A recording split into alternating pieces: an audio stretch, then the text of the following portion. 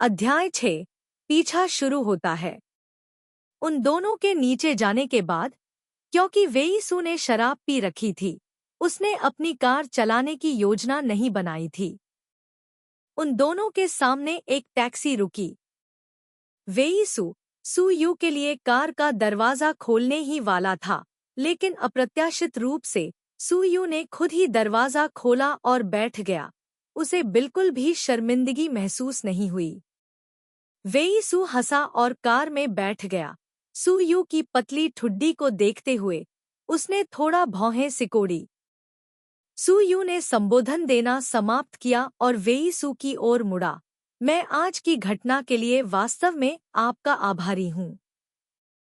अगर आप नहीं होते तो मैं वास्तव में उसे नाटक में अभिनय करने के लिए खींच कर ले जाता। अपने चक्कर खा रहे सिर को रगड़ते हुए सू यू ने एक पल के लिए रुककर कहा, इसके अलावा यदि आप इसे स्पष्ट नहीं करते हैं तो मुझे शर्मिंदा होना पड़ सकता है। ट्रांग वे के बारे में सोचते हुए उसकी भौहें फिर से सिकुड़ गईं। अगर तुम सच में मुझे धन्यवाद देना चाहते हो तो बस मुझे खाना खिलाओ। वेईसू ने मुस्कुराते हुए बिना किसी परवाह के अपना सेल फोन निकाला। आपका फोन नंबर क्या है? सू यू की अभिव्यक्ति सख्त हो गई। उसने मुस्कुराने की कोशिश की और अपना सेल फोन निकाला। 135 यह वेईसू क्यों नहीं समझ पा रहा है कि लोग क्या कह रहे हैं? लापरवाही से धन्यवाद कहना और फिर लोगों को भोजन कराने के लिए मजबूर करना, यह एक बेहद क्रूर पूंजीपति है जो कभी भी शोषण करना नहीं भूलता। वेईसू ने फोन नंबर डायल किया और अपना मुंह खोलते ही मुस्कुराया। क्या आप कल रात फ्री हैं? अगर आप फ्री हैं तो कल रात के बारे में क्या ख्याल है? ठीक है। तो न्हाक ने अपना फोन बैग में रख लिया और सोचने लगी कि उसने कब वेईसू को खाने पर आमंत्रित किया था। दुर्भाग्य से बहुत देर तक सोचने के बाद उसने पुष्टि की कि उसने कभी ये शब्द नहीं कहे थे। उसने चुपचाप अपने दांत पीस लिए। क्या यह वेईचू अपनी खुद की कंपनी नहीं चलाता था? उसे अचानक उसके दयनीय डिनर की लालसा क्यों हो रही थी? जब वह सू यू के घर पहुंची तो वह बहुत जल्दी कार से उतरी, विनम्रता से वेईचू को धन्यवाद दिया। फिर जब वेईचू बोलने वाला था तो उसने झट से दरवाजा बंद कर दिया। अगर वह अभी भी चाहता था कि वह उसे कुछ चाय के लिए ऊपर बुलाए तो इससे ज्यादा परेशानी की कोई बात नहीं होगी। वेईचू ने सू यू की पीठ की ओर देखा जब वह चला गया, असहाय होकर मुस्कुराया, अपना सेल फोन निकाला और ड्राइवर को अपने घर का पता बताने से पहले सू यू का नंबर सेव कर लिया। युवक, क्या तुम उस लड़की का पीछा कर रहे हो? ड्राइवर ने रियरव्यू मिरर से वेईसू के स्मार्ट कपड़ों को देखा और एक अनुभवी व्यवहार के साथ कहा, महिलाओं का पीछा करने के लिए आपकी चमड़ी मोटी होनी चाहिए। भले ही आप सुंदर हों, आप बेशर्म होने जितना बेशर्म नहीं हो सकते। यह सुनकर वेईसू मुस्कुराया। उसकी आंखें तेज रोशनी से चमक रही थी। अगर कोई लड़की यह देखती तो वह निश्चित रूप से उसकी दीवानी हो जाती। ड्राइवर एक उत्साही व्यक्ति था और रास्ते में उसने वेईसू को लड़कियों के साथ फ्लर्ट करने के कई तरीके सिखाए। वेईसू के कार से उतरने के बाद भी उसने कहा, युवक, महिलाओं का पीछा करने के लिए सबसे महत्वपूर्ण बात बेशर्म होना है। इसे मत भूलना। यह सुनकर वेईसू पहले की तरह मुस्कुराया और जब टैक्सी चली गई तभी उसने अपनी गर्म मुस्कान वापस ली। इस समय फोन की घंटी बजी। उसने फोन पर नाम देखा, ngudong। ट्रांग वे और तो न्हाक के बीच क्या हुआ? थोड़ी देर बाद उसने अपनी आंखें थोड़ी नीची की और कहा, ठीक है, मुझे पता है, ऐसी चीजें थीं जिन्हें एक बार जाने देने पर उसे पछतावा हुआ। वह उन्हें फिर से नहीं जाने देना चाहता था। संपर्क सूची में तो न्हाक नाम को देखते हुए वेईसू के मुंह के कोने में एक मुस्कान दिखाई दी। तो न्हाक, वह आदमी जो तुमसे प्यार करता है, क्या वह पहले ही हार नहीं गया? जब ट्रान गुएत घर लौटी तो आधी रात हो चुकी थी। तो नाहक ने उसे ट्रांगवे के बारे में कुछ कहते हुए अस्पष्ट रूप से सुना। कोई ध्यान नहीं दिया, करवट बदली और फिर से गहरी नींद में सो गई। मुझे वास्तव में नहीं पता कि आपको स्मार्ट या बेवकूफ कहना चाहिए। ट्रान गुएत ने टोन हाक को देखा जो तकिए को गले लगाकर गहरी नींद में सो रही थी। आह भरी, खुद को कंबल से ढक लिया और खुद भी सो गई। अगले दिन टोन नाहक जागने से पहले 10 बजे तक सोती रही। जब तक उसने अपना चेहरा धोया और अपने दांत ब्रश किए, तब तक 11 बज चुके थे। कपड़े बदलने के बाद उसका सेल फोन बज उठा। उसने फोन उठाया और देखा। यह एक अपरिचित नंबर था। हेलो, सुयू ने एक पकौड़ी ली और उसे अपने मुंह में ठूंस लिया। कंप्यूटर डेस्क के पास बैठ गया और कंप्यूटर चालू कर दिया। क्या तुमने अभी तक लंच कर लिया है? फोन से आती आवाज में हंसी थी। सुयू थोड़ा हैरान थी। यह आवाज थोड़ी जानी पहचानी क्यों लग रही थी। उसने उसे घूर कर देखा और याद आया कि यह फोन नंबर शायद वेई सू का है। वह कल रात उसका नंबर सेव करना भूल गई थी। अभी तक खाना नहीं खाया, मिस्टर वेई। क्या मैं पूछ सकती हूँ कि क्या हुआ? सुयू ने रोटी चबाते हुए, गले में थोड़ी असहजता महसूस करते हुए, वह खड़ी हुई और रेफ्रिजरेटर की ओर चल दी। वेई सू कार में बैठे और फोन के दूसरी तरफ से शोर सुना। उसके मुंह के कोने में मुस्कुराहट थी। मैं तुम्हारे घर के नीचे हूँ। चलो साथ में लंच करते हैं। मैं तुम्हें दावत दूंगा। बात करने के बाद उसने तुरंत फोन काट दिया। सुयू ने आश्चर्य से फोन की तरफ देखा, यह देखते हुए कि बातचीत खत्म हो गई थी। उसने कंप्यूटर पर स्माइली फेस को देखने के लिए अपना सिर घुमाया, फिर शांति से सूखी रोटी नीचे रखी, अपना बैग उठाया और नीचे की ओर भागी। इस सीनियर ने जो भी सोचा हो, उसे पहले एक स्वादिष्ट लंच करना था। सुयू के नीचे जाने के बाद उसने तुरंत वेई सू को एक ऑडी के बगल में खड़े देखा। उसने ईर्ष्या से सोचा, वे दोनों एक ही स्कूल से हैं, लेकिन वह एक मिनी बेन भी नहीं खरीद सकती। वह नवीनतम ऑडी चला रहा था। लोगों के बीच इतना अंतर क्यों था? सुयू को नीचे जाते देख वेई सू ने मुस्कुराया और कार का दरवाजा खोला। कार में बैठो। नानहुआ रोड पर एक नया फ्रेंच रेस्तरां है। चलो इसे आजमाते हैं।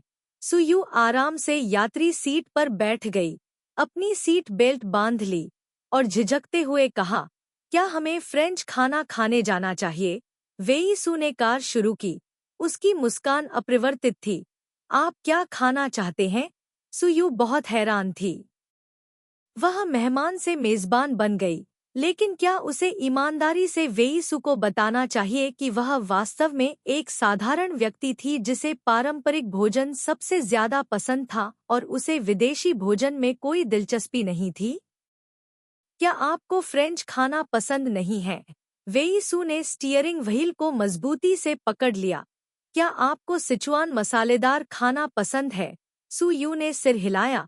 वह बचपन से ही सिचुआन में रहती थी और विश्वविद्यालय से स्नातक होने के बाद भी उसे सिचुआन का खाना बहुत याद आता था। दुर्भाग्य से, चाहे वह बहुत ज्यादा चूजी थी या नहीं, उसे हमेशा लगता था कि बाहर के सिचुआन मसालेदार खाने के रेस्तरां में सिचुआन का स्वाद नहीं है। तो चलो मैं तुम्हारे लिए इसे बनाती हूँ। मैं जो सिचुआन मसालेदार खाना बनाती हूँ वह बहुत बुरा नहीं है। उसने स्टीयरिंग व्हील घुमाया। चलो अब किराने का सामान खरीदने के लिए सुपरमार्केट चलते हैं। ठीक है। सुयू ने अपनी भौहें उठाईं। क्या आपने जो खाना बनाया है वह वाकई स्वादिष्ट है? वेई सू ने सिर हिलाया। यह कल के होटल के खाने से बेहतर है। सुयू ने थोड़ा आराम किया। क्या आप जिस जगह पर रहते हैं वह बहुत दूर है? वेई सू ने एक पल के लिए ध्यान से सोचा। जी जिन विला क्षेत्र। इसे शायद दूर नहीं माना जा सकता है। सुयू ने कुछ नहीं कहा। यह वास्तव में दूर नहीं था। यह गोल्डन रोड पर भी था। अन्य लोग विला में रहते थे। लेकिन उसके पास एक कमरा भी नहीं था, तो मुझे राहत मिली। किस बात से राहत मिली? वेई सू ने धीरे से ठहाका लगाया। उसकी धीमी आवाज सेलो की आवाज जैसी थी, कानों को चुभने वाली नहीं, लेकिन एक अवर्णनीय एहसास लेकर आई। निश्चिंत रहो, मैं तुम्हें परेशान करने की कोई योजना नहीं बनाऊंगा। सुयू ने अपना सेल फोन निकाला, क्लिक किया और चेन यू को एक संदेश भेजा, फिर मुस्कुराई। कौन जानता है कि क्या आपको लाशों को चीरने में दिलचस्पी है? वेई सू ने कुछ नहीं कहा। इस छोटी लड़की के विचार अजीब और अजीब होते जा रहे थे। क्या यह उपन्यास लिखने का प्रभाव हो सकता है? सुपरमार्केट में पहुंचकर पार्किंग की जगह ढूंढते हुए वे दोनों ताजे मांस और सब्जियों के सेक्शन में गए और पकाने के लिए सामग्री चुनी। मसालेदार स्टू खाना है? वेई सू ने पूछा। सुयू ने लार टपकाते हुए सिर हिलाया। तो पियानो के हाथों जैसी दिखने वाली उन पतली उंगलियों ने सावधानी से मांसल पसलियों का एक टुकड़ा उठाया। कुछ मसालेदार मांस का सूप चाहिए? उसने सिर हिलाना जारी रखा। एनोकी मशरूम के साथ पोर्क लेग सूप, क्या आपको यह पसंद है? सुयू ने वेई सू को गाड़ी को धक्का देते हुए देखा, ध्यान से सामग्री चुनते हुए, और कुछ अफसोस के साथ सोचा कि अगर वेई सू इतना अमीर और सुंदर आदमी नहीं होता, तो वह निश्चित रूप से इस आदमी को पकड़ने का कोई तरीका सोचती। वास्तव में, अगर आप किसी महिला को पकड़ना चाहते हैं, तो आप उसका पेट भी पकड़ सकते हैं। सुयू ने कार में रखे गोमांस और पसलियों को देखा, मानो वह अपने सामने सजाए गए रंग बिरंगे और स्वादिष्ट व्यंजन देख सकती हो। खाना खरीदने के बाद सुयू ने भुगतान करने पर जोर दिया। वेई सू ने उसे नहीं रोका। कार में बैठने के बाद उसने उसे लोंगन का एक पैकेट दिया। पहले तुम इसे खाओ, हम जल्दी ही घर पहुंच जाएंगे। सुयू ने इसे छीला और संदेह से सोचा, उसे यह वाक्य थोड़ा अलग क्यों लगा? आखिर क्या गलत था? अध्याय 7, घर का दौरा। वेई सू का घर उतना हरा पीला नहीं था जितना सुयू ने कल्पना की थी, बल्कि यह एक छोटा सा 2 मंजिला विला था, जिसके बाहर एक छोटा सा फूलों का बगीचा था, जिसके एक तरफ कई तरह के फूल और घास लगे थे और दूसरी तरफ कई तरह की सब्जियां लगी हुई थी। दरवाजा खोलने पर कमरा बहुत साफ सुथरा, सुरुचिपूर्ण शैली का था और हवा ताज़ा थी, लेकिन फिर भी लोगों को लगा कि इसमें परिवार की गर्मजोशी की कमी है। सुयू वहां एक अचंभे में खड़ी थी। वह आखिरकार एक अकेले आदमी के घर में प्रवेश कर गई थी और उसने महिलाओं के लिए सबसे महत्वपूर्ण सुरक्षा नियमों में से एक को तोड़ दिया था। सुयू के सामने एक जोड़ी चप्पल रखी गई थी और जब वह अपने आप को संभाल पाई, तो वेई सू ने पहले ही अपनी पीठ सीधी कर ली थी और उसके सुंदर चेहरे पर एक सौम्य मुस्कान थी। आराम के लिए चप्पल पहन लो। धन्यवाद। सुयू ने अपनी ऊंची एड़ी के जूते उतारे और चप्पलों को देखा। वे मुलायम थे और उन पर एक प्यारा सा सजावटी सामान था। वे एकदम नए लग रहे थे और पहले कभी नहीं पहने गए थे।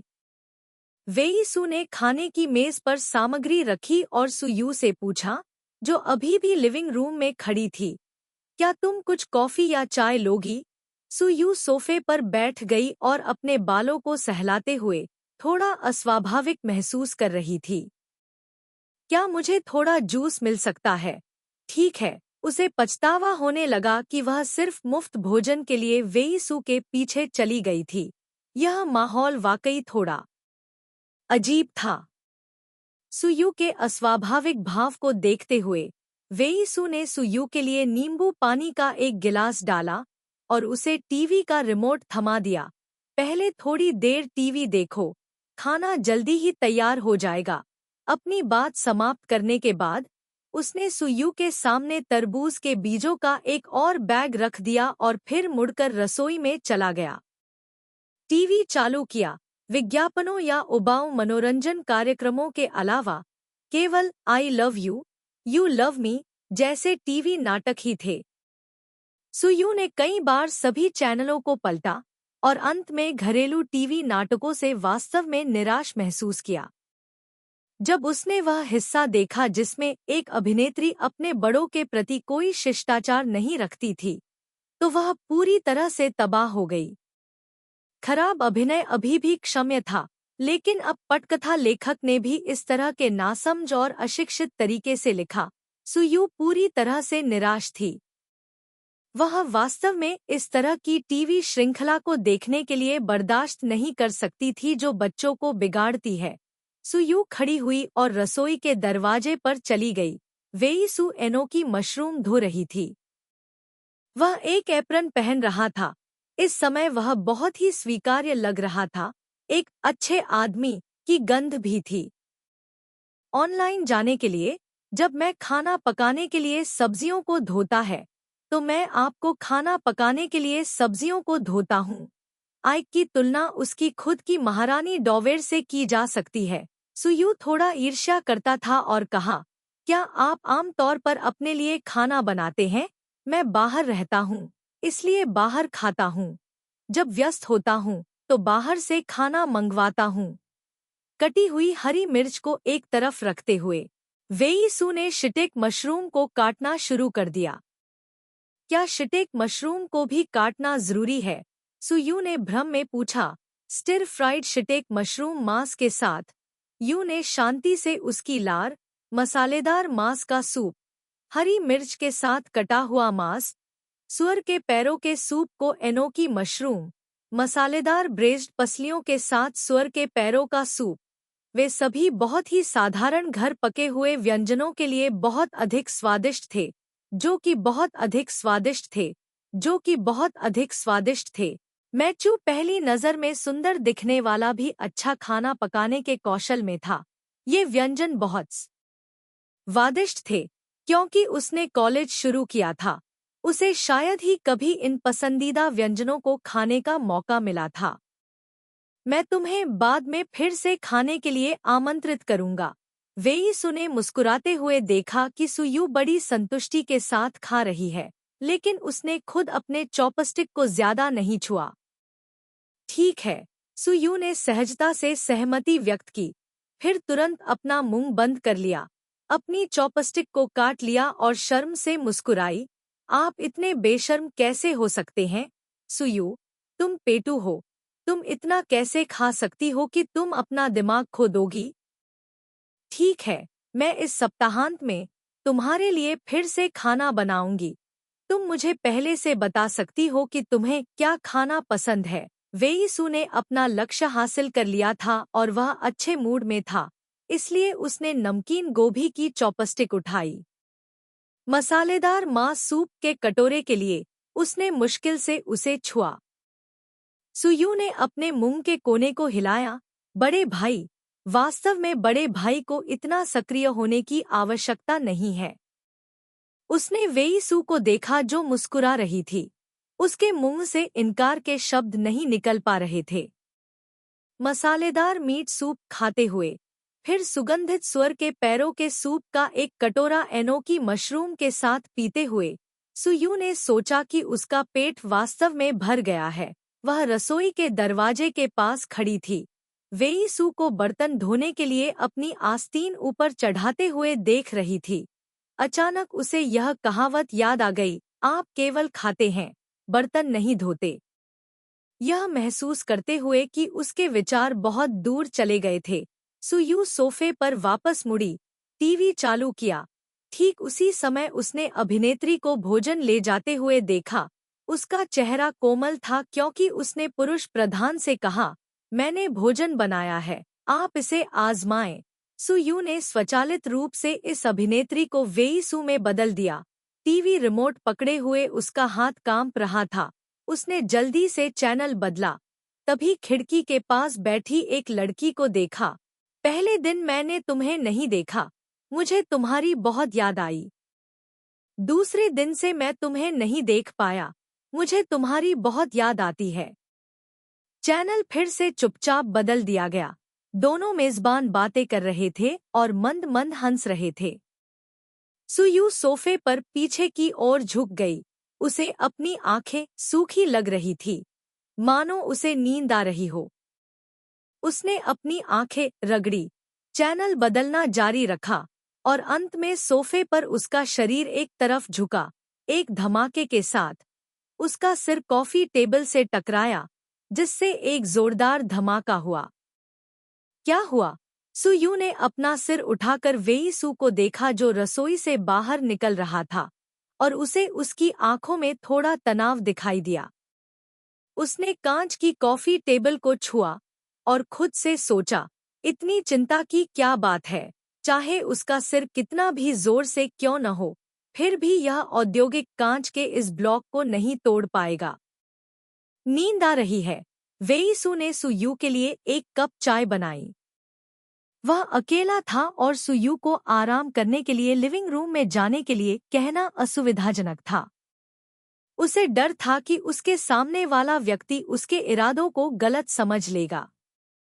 उसने टीवी स्क्रीन पर देखा, तुम थोड़ी देर इंटरनेट सर्फ करने के लिए मेरे अध्ययन में क्यों नहीं जाती?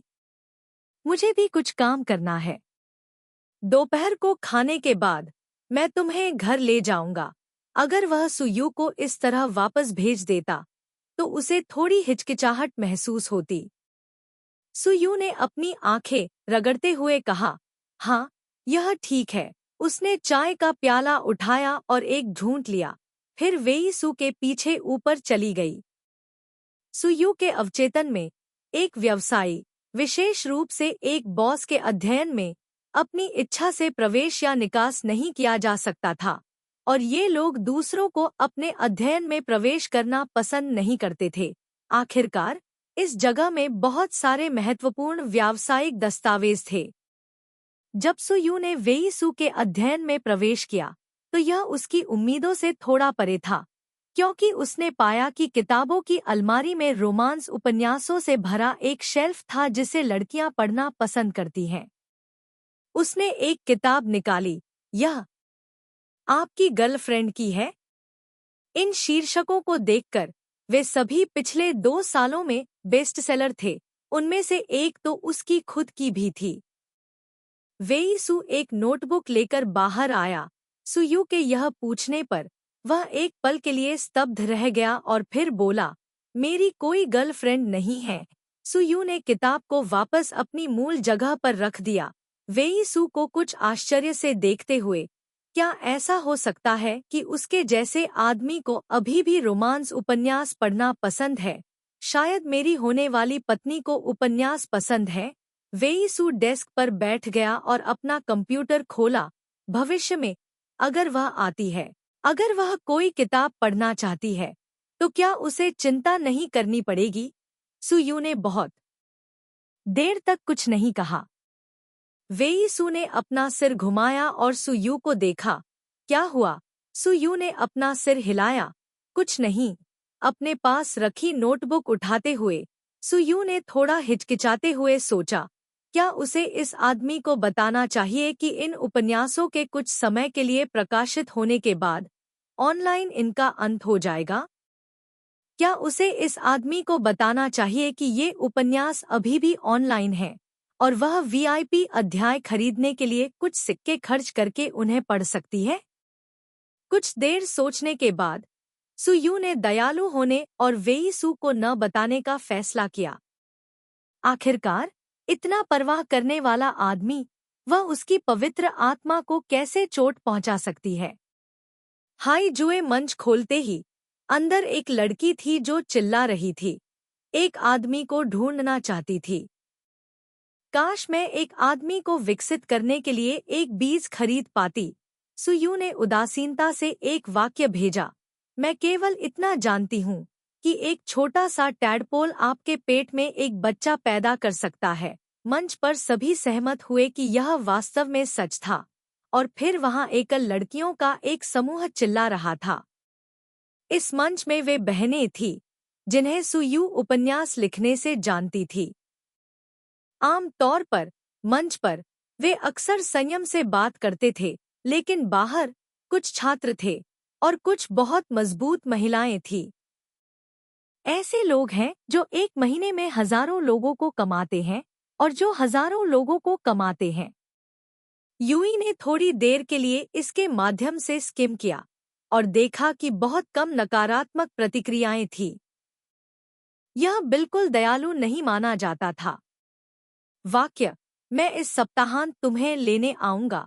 फिर उसने गैस पर पैर रखा और गाड़ी चला दी। सुयू ने काली ऑडी को देखा, फिर अपनी ठुड्डी को छुआ। क्या वेई सू वाकई इतने मेहमान नवाज थे?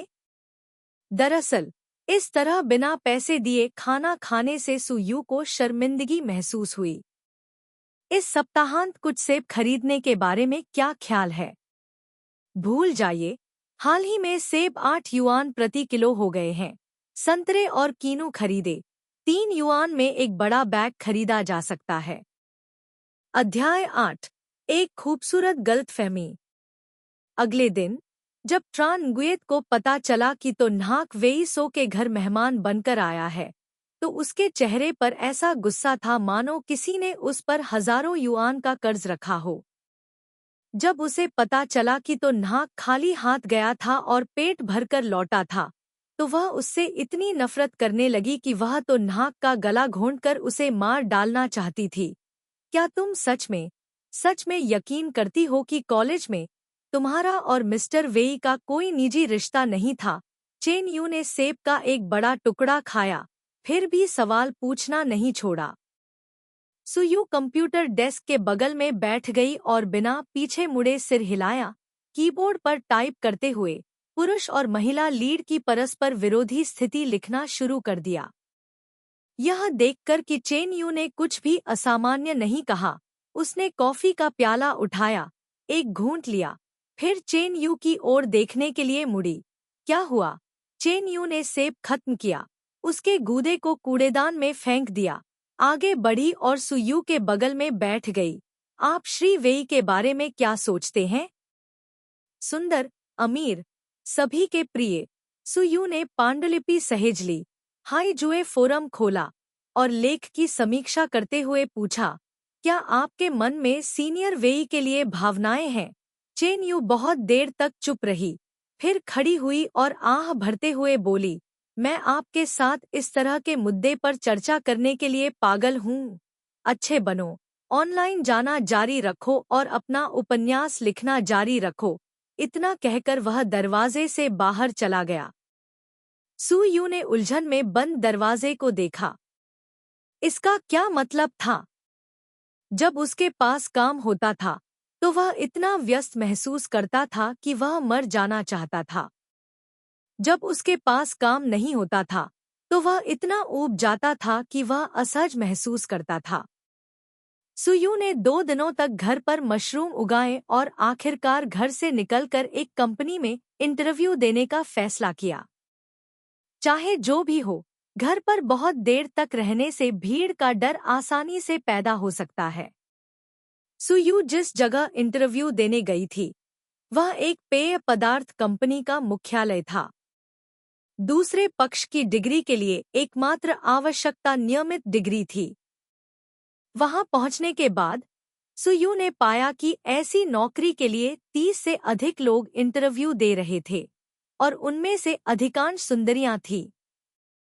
उसने अपनी ऊंची एड़ी के जूतों पर नजर डाली, जो ज्यादा से ज्यादा सिर्फ 6 सेंटीमीटर के थे, और फिर अपने बगल में बैठे व्यक्ति की एड़ी पर, जो कम से कम 8 सेंटीमीटर के थे, और अचानक उसे लगा कि वह बौनी है।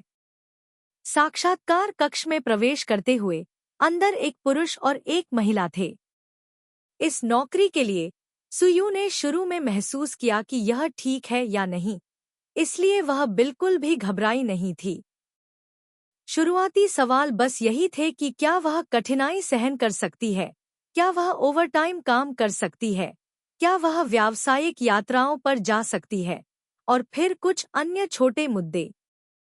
हमारी कंपनी के पेय अन्य लग्जरी वस्तुओं के विपरीत उपभोक्ता वस्तुओं में विशिष्ट हैं। मैंने आपका रिज्यूमे देखा है।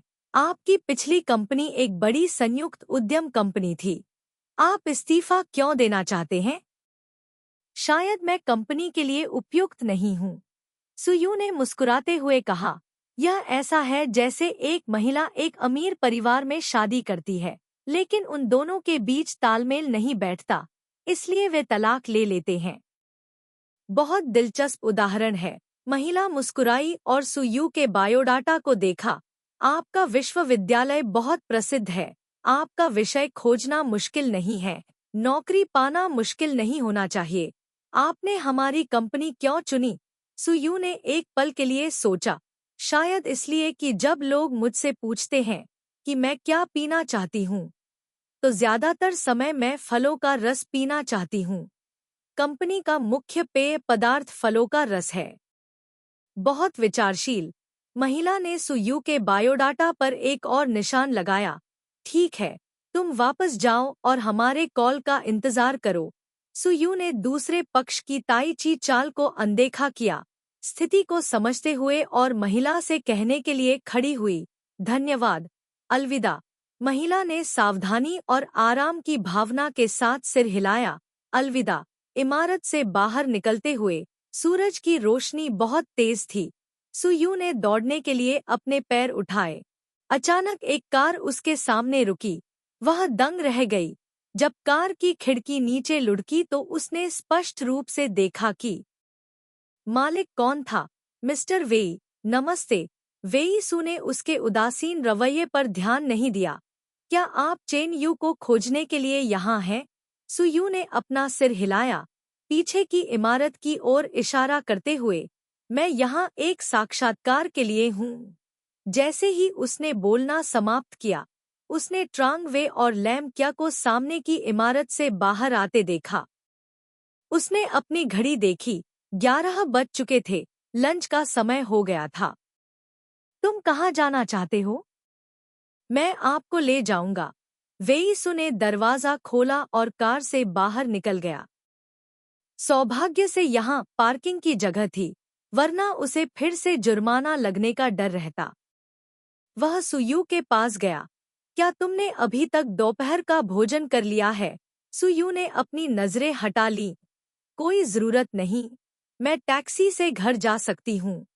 भाई वेई, लिन क्यू की आवाज कानों को बहुत अच्छी लग रही थी, लेकिन जब यह सुयू के कानों में पड़ी तो उसके रोंगटे खड़े हो गए।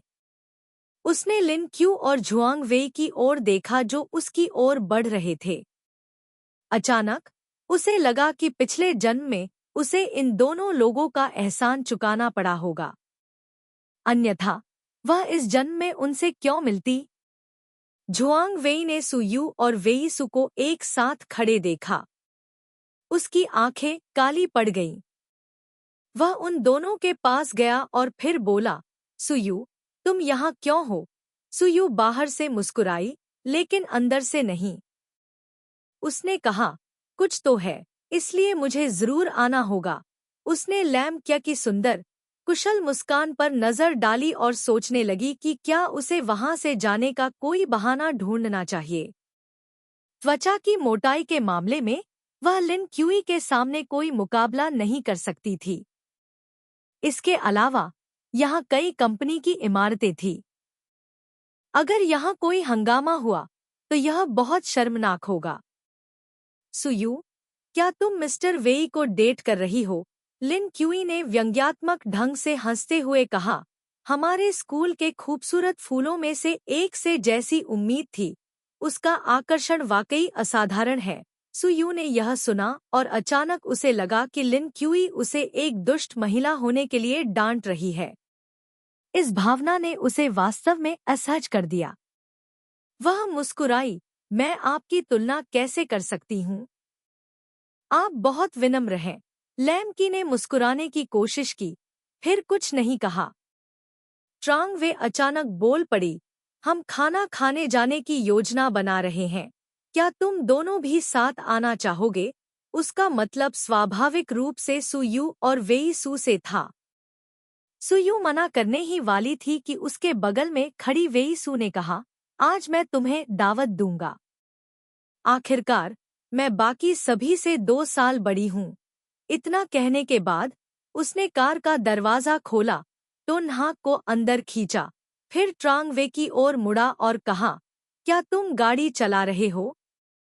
अगर नहीं तो चलो साथ चलते हैं। कोई जरूरत नहीं है। झुआंग वेई की मुस्कान थोड़ी भद्दी थी। तुम आगे बढ़ो। सुयू वेई सु की कार में बैठी थी। अपने थोड़े से दर्द भरे सिर को सहला रही थी। वह वास्तव में एक हाथ से लिन क्यू का गला घोंटकर मार डालना चाहती थी और एक पैर से झुआंग वेई को कुचलकर मार डालना चाहती थी। उसे इस बात से नफरत थी कि वह इन कमीनों को अपनी लंबी जिंदगी से गायब नहीं कर सकती। मुझे एक रेस्तरां पता है जो प्रामाणिक सिचुआन मसालेदार भोजन परोसता है। चलो साथ में इसे आजमाते हैं। सुयू के थोड़े भद्दे भाव को देखकर वेई सु ने कुछ और नहीं पूछा, केवल इतना कहा, मैंने सुना है कि उन्होंने हाल ही में वहां एक नया शेफ नियुक्त किया है। सुयू ने वेई सु को देखकर मुस्कुराई। धन्यवाद। वह खुद को स्टाइल वाली इंसान मानती थी। हालांकि कभी कभी जब स्टाइल वाले व्यक्ति को एक बेशर्म महिला मिलती है जो उनका सामना करने के लिए हर तरह के तरीके अपनाती है, तो उन्हें पता चलेगा कि इस तरह की स्टाइल वास्तव में बेकार है। वह लैम की तरह किसी और के बॉयफ्रेंड को चुराने जैसा कुछ नहीं कर सकती, ठीक वैसे ही जैसे लैम की उसकी तरह स्टाइल के बारे में बात नहीं कर सकती। सुयू को इस तरह देखकर वेई सु ने थोड़ा सा मुंह सिकोड़ा। सीडी खोली। अंदर एक बहुत ही मजेदार बोल वाला गाना बज रहा था, जिसे सुनकर सुनने वाले को बचपन की खुशियों भरी बातें याद आ गईं। सुयू ने वेई सु के चेहरे की तरफ देखा। खुद से सोचा, यह आदमी वाकई परवाह करना जानता है। उसे अचानक याद आया कि चूंकि उसने झुआंग वेई को डेट करना शुरू कर दिया था, क्योंकि झुआंग वेई को मसालेदार भोजन पसंद नहीं था, उसने शायद ही कभी मसालेदार भोजन किया। ऐसा लग रहा था कि एक फूड मैगजीन ने इस रेस्तरां का उल्लेख किया था और वह मदद नहीं कर सकती थी, लेकिन सिचुआन रेस्तरां को एक प्राचीन शैली में सजाया गया था। वे दोनों एक दूसरे के बहुत करीब थे। क्या यह सब चला गया? वेई सु मुस्कुराई। कोई बात नहीं, हम वैसे भी इसे चखने आए थे। सुयू ने शांति से मुस्कुराते हुए कहा, यह शर्मनाक होगा। उसके बाद उसने 2 और व्यंजन मंगवाए, जिससे यह देखना असंभव हो गया कि वह कहाँ शर्मिंदा थी। फिर शांति से मेज पर चाय का प्याला उठाया और एक घूंट लिया। ट्रांग वे ने उन व्यंजनों को देखा जो उसे पता था कि बहुत मसालेदार थे। उसके पेट में दर्द महसूस हुआ। उसने कम मसालेदार व्यंजन मंगवाए, जबकि लैम क्या को अपना मुंह खोलने का मौका भी नहीं मिला।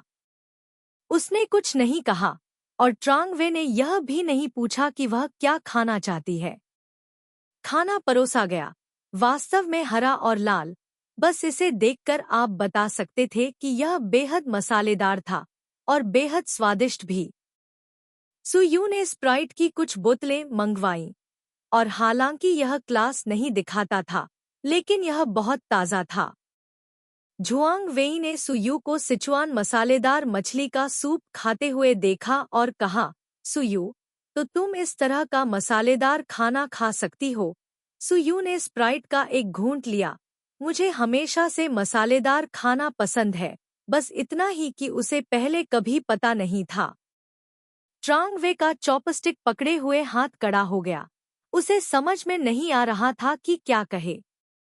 सुयू के बगल में बैठे वेई सु को देखकर उसका चेहरा फिर से काला पड़ गया।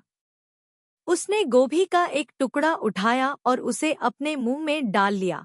अचानक उसे लगा कि यह बिल्कुल भी स्वादिष्ट नहीं है। फिर मसालेदार हॉटपॉट का एक और बर्तन लाया गया। हालांकि यह सिचुआन की खासियत नहीं थी, लेकिन इसका स्वाद वाकई बहुत स्वादिष्ट था, खासकर पेट के लिए बनाया गया व्यंजन।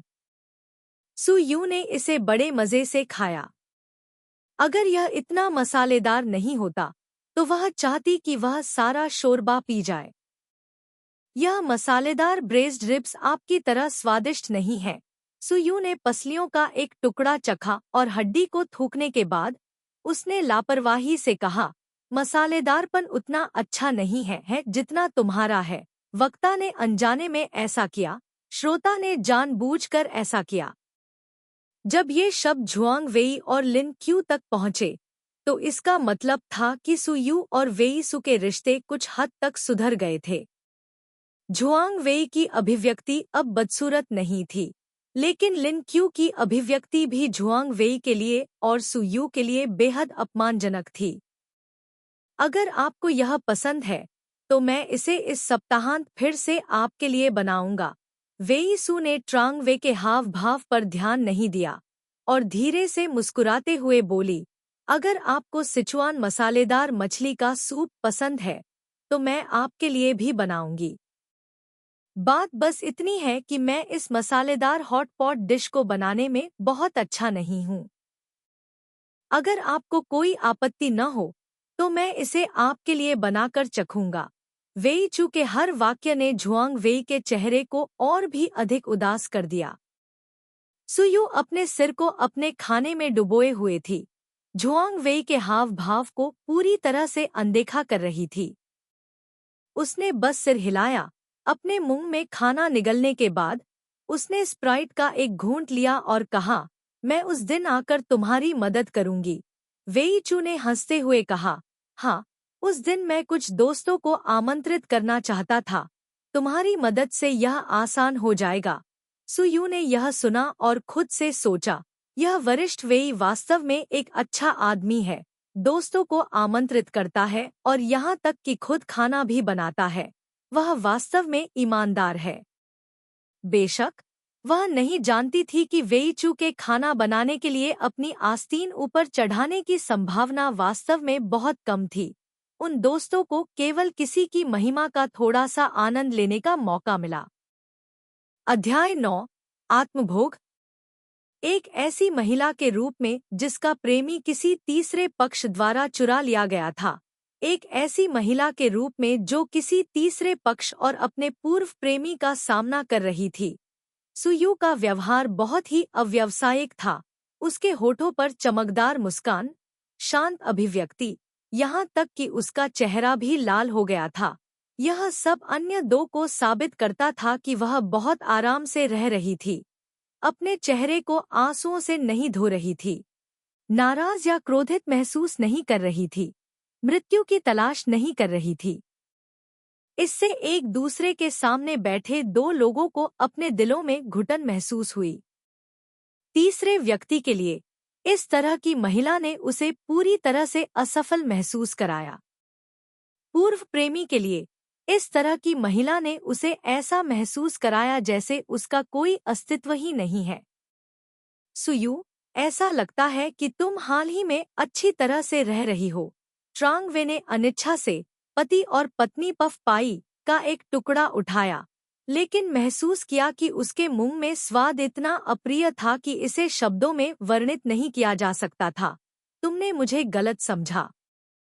पति और पत्नी पाई एक सिचुआन पकवान है जो गाय की खाल, दिल, जीभ और पेट से बनाया जाता है। तो नुओक की चॉपस्टिक पर लाल मसालेदार मछली का टुकड़ा कटोरे में गिर गया। उसे समझ में नहीं आया कि यह आदमी क्या सोच रहा था। जिसका अफेयर चल रहा था वह वही था। अभी वह उसके अच्छे से रहने से भी संतुष्ट नहीं था। क्या इस दुनिया में कोई कारण है? क्या एक महिला जिसे उसके प्रेमी ने छोड़ दिया है, उसे दिन भर रोना चाहिए, उसकी जान की भीख मांगनी चाहिए, बेशर्मी से उससे चिपकना चाहिए? ये सब सस्ती रोमांस फिल्में हैं। पुरुषों को भगवान मानने वाली महिलाओं के लिए अगर वे उन्हें छोड़ दे तो दुनिया अपना रंग खो देगी, आसमान और धरती अंधकारमय हो जाएगी। उसके दिल में आग भड़कने लगी, लेकिन लिन क्यू के आत्मसंतुष्ट भाव को देखकर उसका गुस्सा तुरंत शांत हो गया। उसने धीरे से नीचे गिरे मछली के टुकड़े को उठाया, उसे खाया, अपने मुंह के कोने को पोंछा, फिर धीरे से अपना मुंह खोला। हम कुछ समय से दोस्त हैं। लिन क्यू जैसी प्रेमिका को पाना वाकई बहुत बढ़िया है। यह कहा जा सकता है कि यह स्वर्ग में बनी जोड़ी है। मेरे दिल की गहराई से मैं तुम्हारे लिए खुश हूँ। बेशक तुम्हें अच्छे से रहना होगा। कभी कभी स्वर्ग में बनी जोड़ी का एक विशेष रूप से बुरा अर्थ भी होता है, कम से कम। इन शब्दों को सुनने के बाद लिन क्यू और झुआंग वेई के भाव तेजी से भद्दे हो गए। फिर भी आप और मिस्टर वेई जैसी स्वर्ग में बनी जोड़ी की तुलना नहीं की जा सकती। लिन क्यूई के सुंदर चेहरे ने मजाक का एक संकेत दिया। आप और वी भाई डेटिंग कर रहे हैं। हम लंबे समय से दोस्त हैं और हम अभी भी नहीं जानते हैं।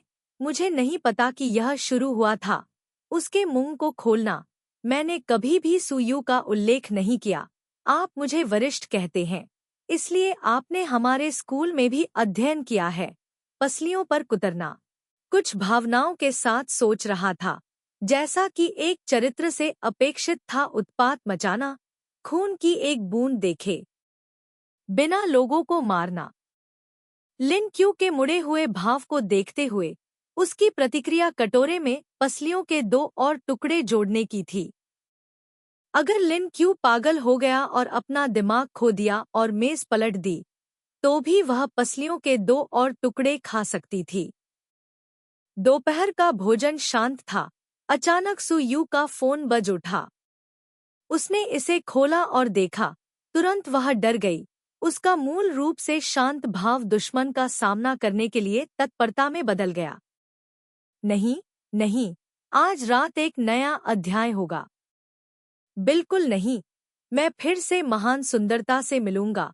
फोन रखते हुए सुयू ने राहत की सांस ली। वेई सू ने उससे नहीं पूछा कि क्या हुआ। उसने चुपचाप सुयू के पसंदीदा व्यंजन उसकी ओर घुमा दिए, जबकि जुआंग वेई जो चॉपस्टिक पकड़े हुए था, वह बीच हवा में रुक गई। उसकी नज़र सुयू पर पड़ी जो अपने खाने में अपना सिर दबा रही थी। अचानक उसे याद आया, 2 साल तक सुयू उसके साथ रही थी। उन दोनों ने कभी सिचुआन खाना नहीं खाया था, क्योंकि वह मसालेदार खाना नहीं खा सकता था।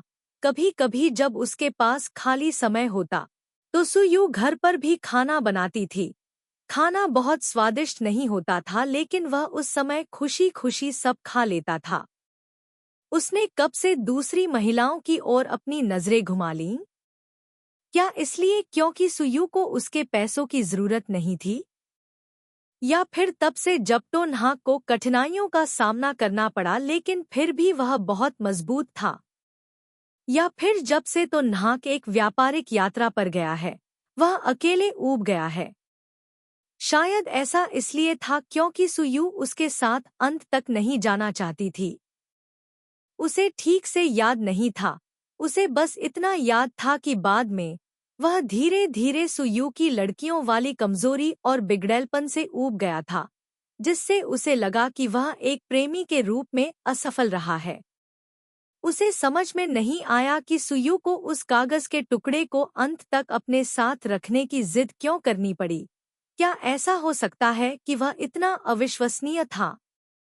भोजन के दौरान कुछ लोगों ने भरपेट खाया, कुछ ने बिना स्वाद जाने ही खाया, लेकिन जैसे ही साफ नीले आसमान में अचानक बारिश शुरू हुई, मोटी बारीक बारिश की बूंदों ने लोगों को अंदर से उदास कर दिया। सुयू ने धुंधले आसमान को देखने के लिए अपना सिर उठाया और बुदबुदाया, यह वास्तव में सोने के लिए सही मौसम है। वेईसु ने यह सुना और मुस्कुराया, आप यहाँ एक पल रुकें, मैं कार लेने जाता हूँ। इतना कहकर वह तुरंत बारिश में पार्किंग की ओर भागा। बारिश में उसकी सुंदर पीठ पर कुछ ज्यादा ही शालीनता दिख रही थी। बाकी 3 लोग, सुयू, शर्मिंदा और अजीब से इंतजार करते हुए खड़े थे। सुयू झुआंग वेई और लिन क्यू के साथ उलझना नहीं चाहती थी, नहीं वह उनकी वजह से अपनी इज्जत खोना चाहती थी, इसलिए वह 2 कदम एक तरफ हट गई।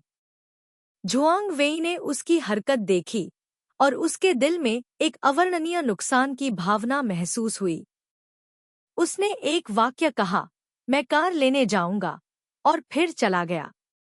लिन क्यू और सुयू 5 कदम की दूरी पर खड़े थे, एक बाईं ओर, एक दाईं ओर। सुयू ने लिन क्यू की तरफ नहीं देखा, लेकिन लिन क्यू ने सुयू को घूर कर देखा, जैसे कि वह उसके चेहरे से कुछ अध्ययन करना चाहता हो। अगर सुयू एक शुद्ध सुंदरता थी, तो उसके चेहरे पर थोड़ा मेकअप भी था। अगर हम कहते हैं कि वह बहुत खूबसूरत है, तो यह जरूरी नहीं कि सच हो। इसके अलावा वेई सू की स्थिति के साथ निश्चित रूप से कई खूबसूरत महिलाएं हैं जिनसे वह मिले हैं। सुयू निश्चित रूप से सबसे सुंदर नहीं है। अगर सुयू एक करिश्माई व्यक्ति है, लेकिन अमीर परिवारों में पैदा हुई उन युवतियों जितनी अच्छी नहीं है, तो वी चू को सुयू में इतनी दिलचस्पी क्यों है? लिन क्यू ने बहुत देर तक देखा लेकिन फिर भी उसे कोई जवाब नहीं मिला, इसलिए वह अपना मुंह खोले बिना नहीं रह सका। सुयू, तुम्हें ऐसा क्या अच्छा है? सुयू ने लिन क्यू को असमंजस में देखा। तुमसे बेहतर, एक पीड़ित के रूप में जिसका प्रेमी चोरी हो गया था, वह वास्तव में इस सवाल को सहन नहीं कर सकती थी।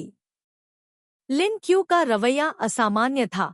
उसने सुयू पर हंसा नहीं, बल्कि अपने सुंदर सिर को नीचे करके उसके नाखूनों को देखा। दोनों के सामने एक कार रुकी, खिड़की खुली, जिससे वेई सू का सुंदर चेहरा दिखाई दिया। सुयू, जल्दी से कार में बैठो, हवा तेज है, सर्दी लगने से सावधान रहो। सुयू शर्मीली नहीं थी। उसने कार का दरवाजा खोला और अंदर बैठ गई। कार के कुछ दूर चलने के बाद उसने पीछे देखने के लिए अपना सिर घुमाया। झुआंग वेई लिन क्यू के सामने कार रोक रहा था। वेई सू की कार की सीट बहुत आरामदायक थी। सुयू सीट पर पीछे की ओर झुक गई।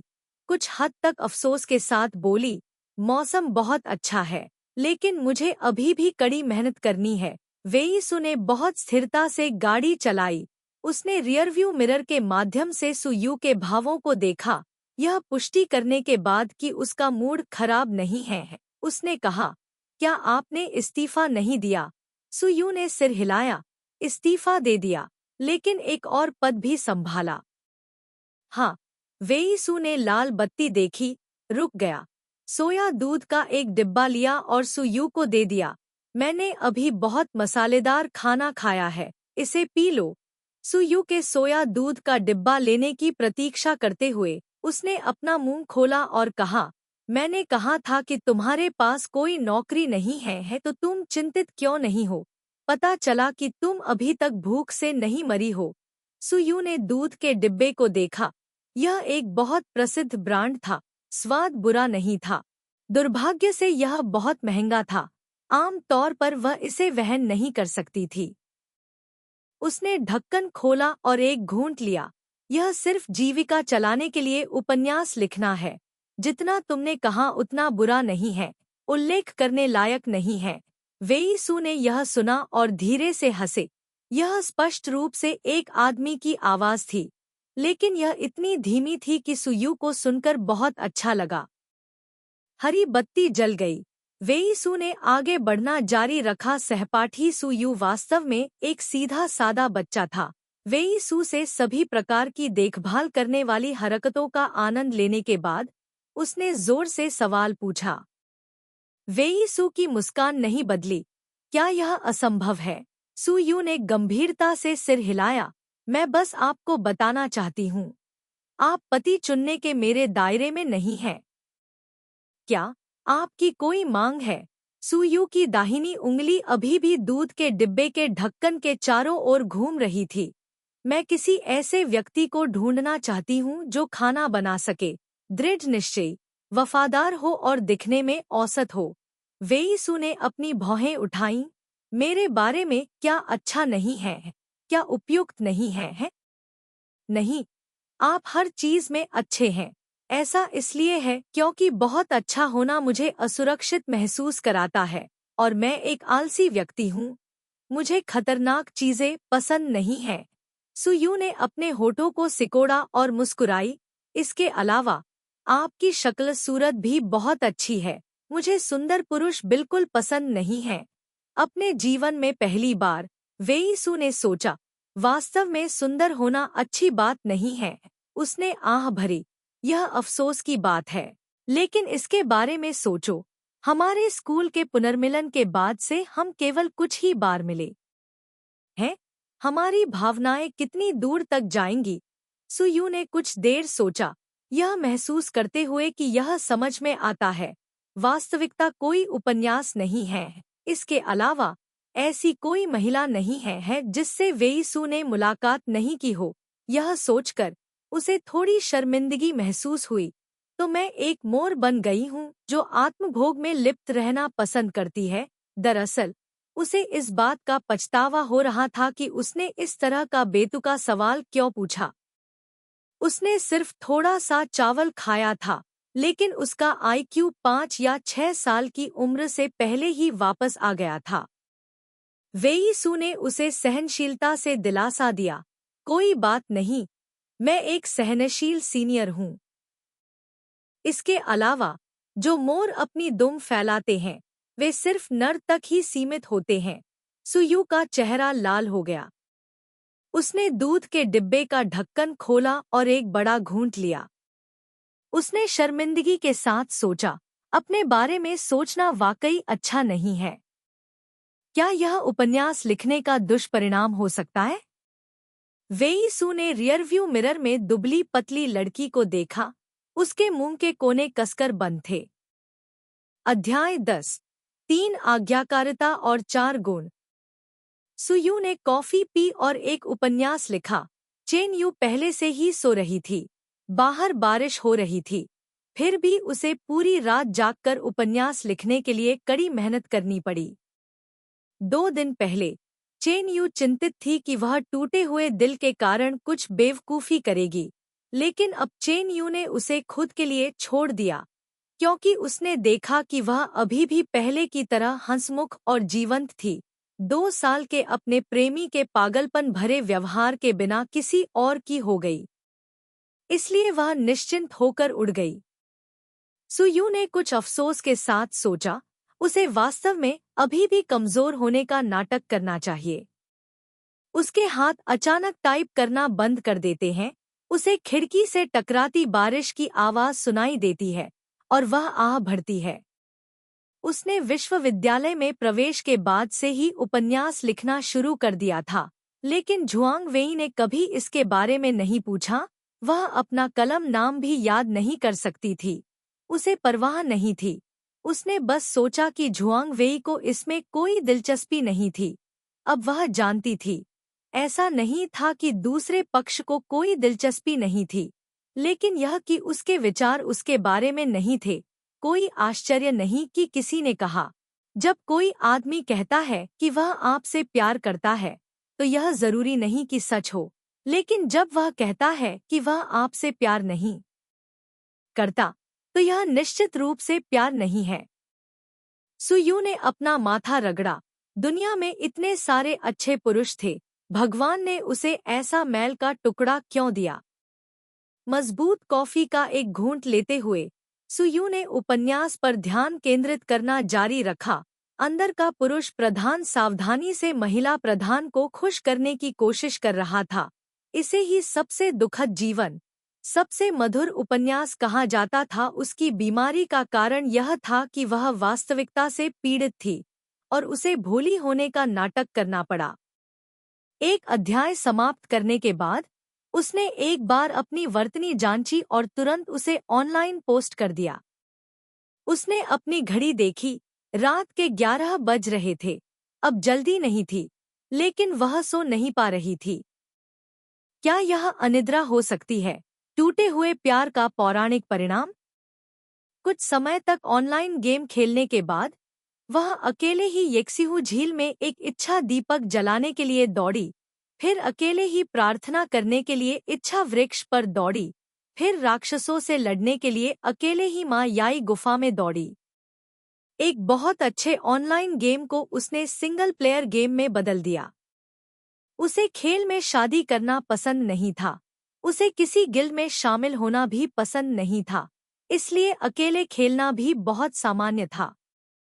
थोड़ी देर खेलने और ऊबने के बाद सुयू ने माउस नीचे रख दिया, अपनी पीठ को फैलाया और हल्के से बिस्तर पर वापस चली गई और आराम से बेडसाइड टेबल पर फोन उठाया, केवल यह पता लगाने के लिए कि अंदर एक अपठित संदेश था। उसने इसे खोला और देखा। संदेश 1 घंटे पहले भेजा गया था। भेजने वाला वेई सू था। सुयू को थोड़ा उलझन में लगा कि कैसे प्रतिक्रिया दे। उसकी धारणा में वेई सू जैसे अभिजात वर्ग को इस संदेश की विशेषता के बारे में पता नहीं था। वह वास्तव में इस हवा और बारिश के चरित्र का एक राक्षस बन गया था। संदेश एक मजाक था जो अक्सर ऑनलाइन देखा जाता था।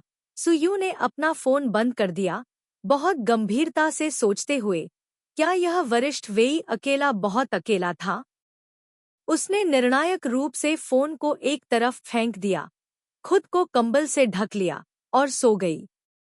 अगली सुबह 9 बजे सुयू ने बिस्तर से उठने के लिए संघर्ष किया, अपना चेहरा धोया, पर्दे खींचे। बाहर अभी भी बारिश हो रही थी। जम्हाई ली और कंप्यूटर के सामने बैठ गई। नया उपन्यास अध्याय प्रकाशित। पाठकों की टिप्पणियां देखें। पढ़ने के बाद वह कुछ टिप्पणियों का जवाब देने ही वाली थी कि उसका फोन बज उठा। उसने फोन उठाया और देखा। क्या बकवास है, यह फिर से वही वरिष्ठ वेईसू था।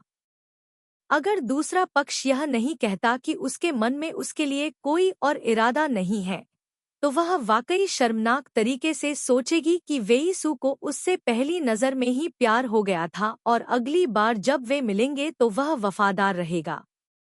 भाई वेई, सुप्रभात। उसने सुविधापूर्वक ऑनलाइन गेम पेज खोला और अपने किरदार के कपड़े बदले। वेईसू ने कंप्यूटर के दाहिने कोने पर नजर डाली। 9:40 बज रहे थे, अभी भी बहुत देर नहीं हुई थी। वह मुस्कुराया, गुड मॉर्निंग, क्या तुम आज रात फ्री हो? किरदार को कमरे में नियंत्रित करते हुए सुयू के मन में एक काम था, मैं हाल ही में हर चीज की कमी महसूस कर रही हूँ। मेरे पास बस बहुत ज्यादा समय है। फसल कटाई समारोह पर क्लिक करें। अपनी कुछ आपूर्ति भी बेच रहा है। भाई वेई, क्या आपके पास कुछ काम है? यह इस तरह है, मुझे आज एक पार्टी में जाना है, लेकिन मेरी सचिव ने जन्म देने के लिए छुट्टी मांगी है। क्या आप थोड़ी देर के लिए मेरी प्रेमिका बन सकती हैं? वेईसू ने अपना सिर उठाया और देखा कि उसकी सचिव कॉफी का कप लेकर आई है। पहली बार चेन जू को पता चला कि उसके जैसे पुरुष भी बच्चे को जन्म देने के लिए छुट्टी ले सकते हैं। उसने कॉफी का कप वेईसू के सामने रख दिया, फिर अपने बॉस के खूबसूरत चेहरे को देखा जो चमकते हुए मुस्कुरा रहा था, आह भरी, और कार्यालय से बाहर जाने के लिए मुड़ गया। मातृत्व अवकाश? नाहक ने अनजाने में सिर हिलाया। ठीक है, यह कहने के बाद उसने फोन रख दिया। वह स्थिर हो गई थी। उसने जल्दी से अपने बैग से सामान निकाला और देखा कि उसके पीछे कौन उसे परेशान कर रहा है। वेईसू ने दूसरी तरफ से सहमति सुनी और थोड़ा हंसा। उसे पहले से ही कई कारण मिल चुके थे, लेकिन उसे उम्मीद नहीं थी कि दूसरा पक्ष इतनी जल्दी सहमत हो जाएगा। लेकिन उसने सुना कि दूसरा पक्ष थोड़ा विचलित था। फोन रखते ही दरवाजे पर 2 बार दस्तक हुई। चेन जू अंदर आया, उसके हाथ में दस्तावेजों का ढेर था। वेईसू ने अपना सिर उठाया और उसकी तरफ देखा, कुछ नहीं कहा। तुम्हें क्यों नहीं पता कि तुम्हें मातृत्व अवकाश लेने की जरूरत है? ट्रान हुक ने दस्तावेज नीचे रख दिए। बड़े भाई, क्या आपको मुझे थोड़ा दिलासा नहीं देना चाहिए? मुझे ऐसी सचिव खोजने में कोई आपत्ति नहीं है जिसे मातृत्व अवकाश की आवश्यकता हो। वेईसू ने दस्तावेज लिया, उस पर नजर डाली और पाया कि यह पिछली योजना से अलग नहीं था। फिर उस पर हस्ताक्षर किए। यदि आप बहुत स्वतंत्र हैं, तो आप कल की योजना को फिर से बना सकते हैं। चेन जू ने चुपचाप अपने बॉस को देखा। वास्तव में पूंजीपति जो मजदूर वर्ग का शोषण करते हैं, वे सभी समान रूप से घृणित हैं। बॉस, क्या आप लड़कियों के साथ फ्लर्ट नहीं कर रहे हैं? ट्रान हुक ने दिलचस्पी से पूछा। कौन सी लड़की है जिसके पीछे तुम्हें इतना प्रयास करना पड़ता है? इस मूर्ख का भी एक दिन दिल को छू गया। यह वाकई आसान नहीं था, यह सोचकर कि कितनी मासूम महिला सहकर्मी जो दुनिया को नहीं समझती थी, इस व्यक्ति की पैंट के नीचे घुटने टेकने को तैयार थी। आखिर में इस व्यक्ति ने पलक भी नहीं झपकाई। अब कोई था जो उसका साथ दे रहा था। वेईसू ने चेन जू की बकवास को नजरअंदाज कर दिया। महिलाओं को मनाने की जरूरत होती है। वेईसू ने दस्तावेजों को देखना जारी रखा।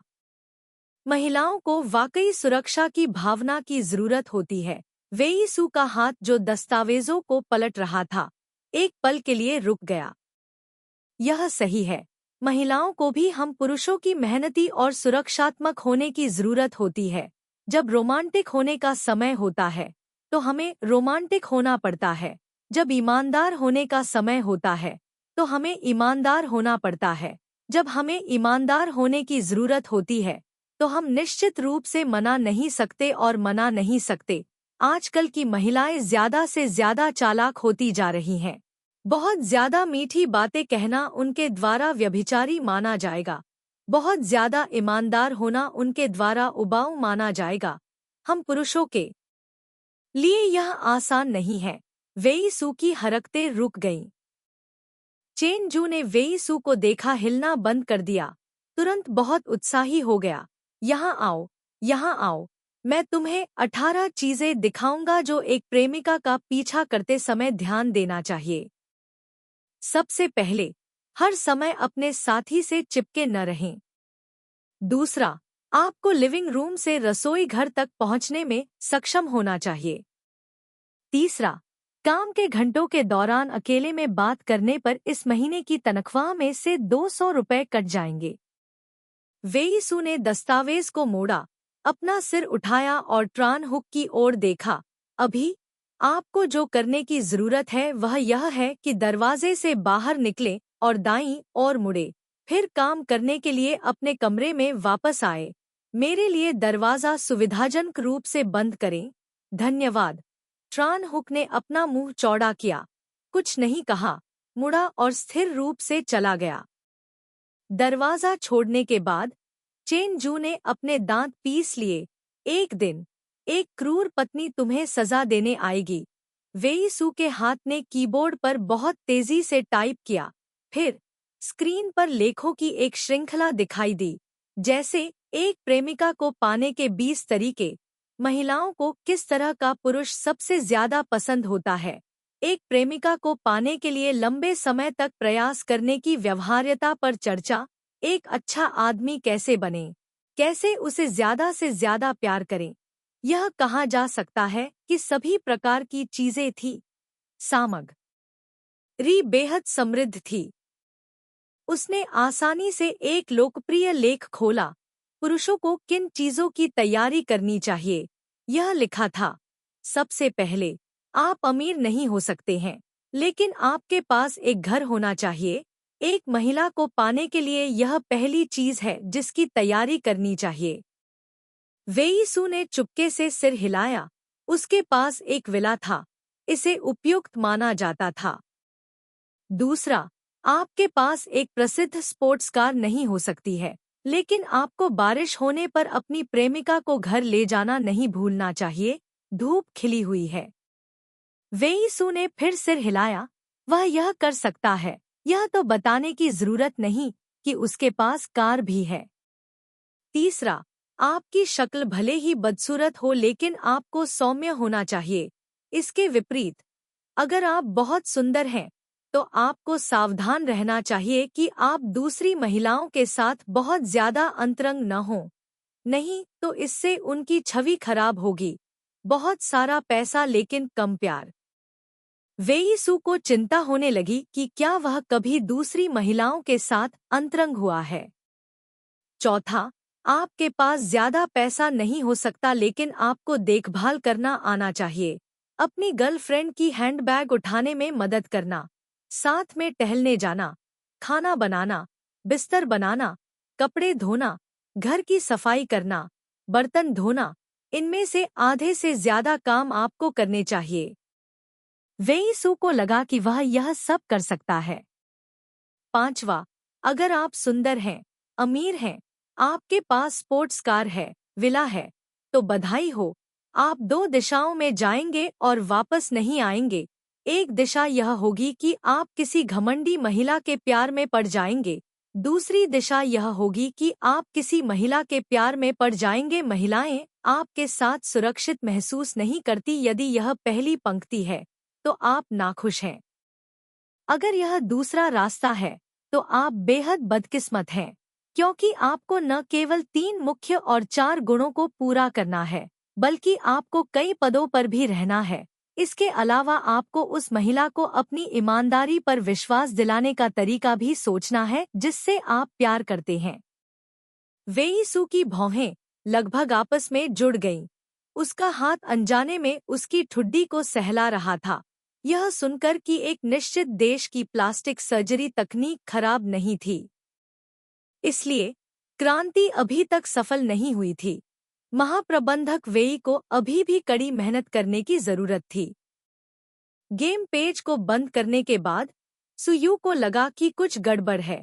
अचानक वेईसू के फोन कॉल को याद करते हुए, महसूस करते हुए कि उसके दिमाग में एक घास की मिट्टी का घोड़ा धीरे धीरे भाग रहा था और उसके शरीर पर 2 विदेशी अक्षर छपे थे, एक एस था, दूसरा बी था। आपको गेम खेलते समय बात करने के लिए किसने कहा? सुयू ने अपना उपन्यास मंच खोला। वहां कुछ लड़कियां मजाक कर रही थी। फिर एक लेखिका जिसका उसके साथ आमतौर पर अच्छा रिश्ता था, ने संदेश भेजा, यह बड़ी बहन शादी कर रही है। उसकी उंगलियां थोड़ी सख्त हो गईं। दूसरी पार्टी को देखकर जिसने अभी अभी विलाप किया था कि शादी की तैयारियां कितनी व्यस्त और उबाऊ थी, लेकिन उसके शब्दों में खुशी की झलक थी। सुयू मुस्कुराए बिना नहीं रह सकी। उसने 2 शब्द टाइप किए, बधाई हो। बहुत जल्दी मंच पर लड़कियों ने फिर से चिढ़ाना शुरू कर दिया।